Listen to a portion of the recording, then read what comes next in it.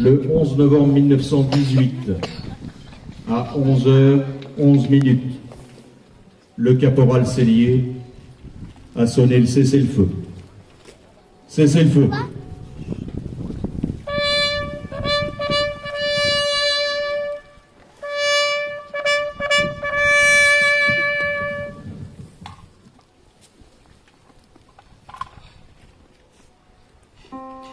Ouvrez le banc.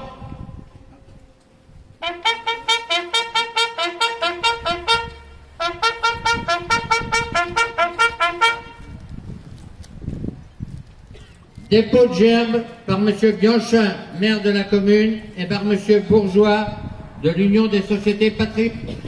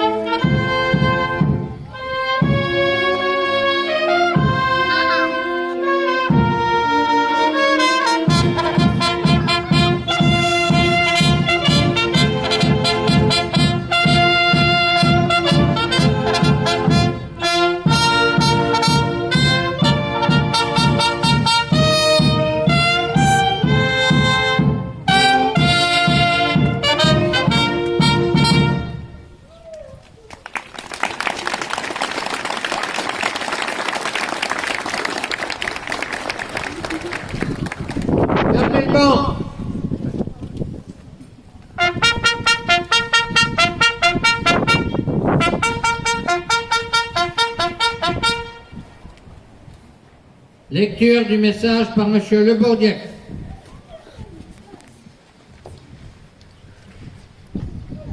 Message du Président de la République à l'occasion du centenaire de l'armistice de 1918. le 11 novembre 2018.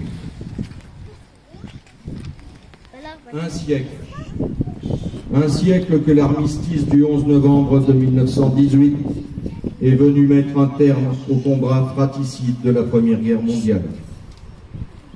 À cet affrontement interminable, nation contre nation, peuple contre peuple.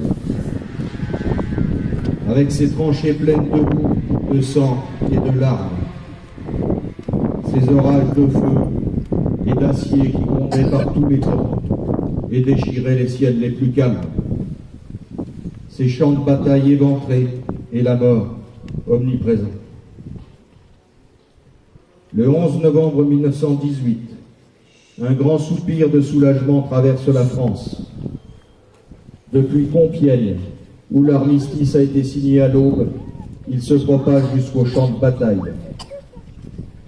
Enfin, après 4 interminables années de bruit et de fureur, de nuit et de terreur, les armes se tissent sur le front occidental. Enfin, le vacarme funeste des canons laisse place à la clameur allègre qui s'élève de volées de cloches en sonneries de clairons, d'esplanades de grandes villes en place de villages. Partout, on célèbre avec fierté la victoire de la France et de ses alliés.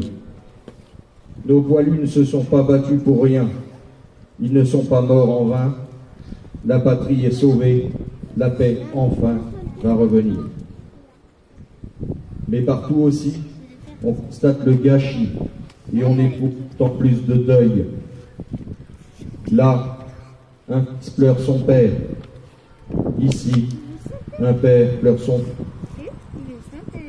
Là, comme ailleurs, une veuve pleure son mari.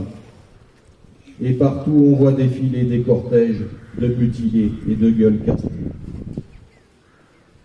Françaises, Français, dans chacune de nos villes et dans chacun de nos villages, Françaises et Français de toutes générations et de tous horizons, nous voici rassemblés en ce 11 novembre pour commémorer la victoire, mais aussi pour célébrer la paix.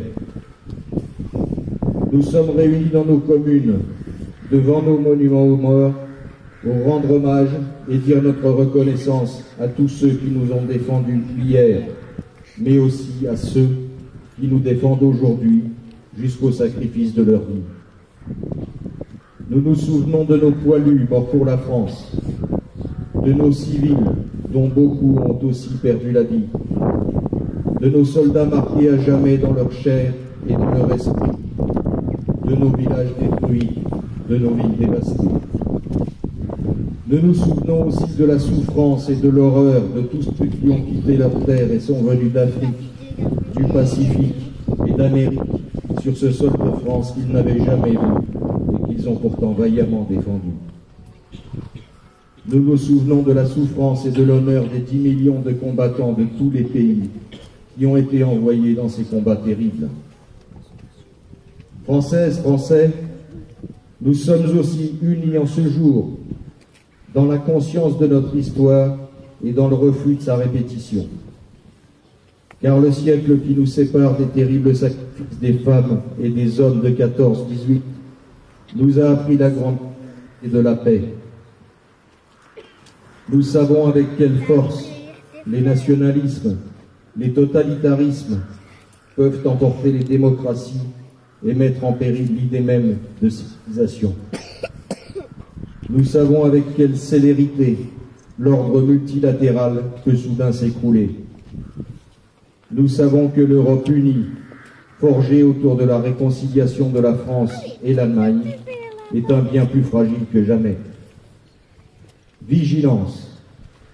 Tel est le sentiment que doit nous inspirer le souvenir de l'effroyable hécatombe de la Grande Guerre. Ainsi, serions-nous dignes de la mémoire de celles et de ceux qui, il y a un siècle, sont tombés. Ainsi, serions-nous dignes du sacrifice de celles et de ceux qui, aujourd'hui, font que nous nous tenons là, unis, en peuple libre. Vive l'Europe en paix, vive la République Et vive la France. Vive la France.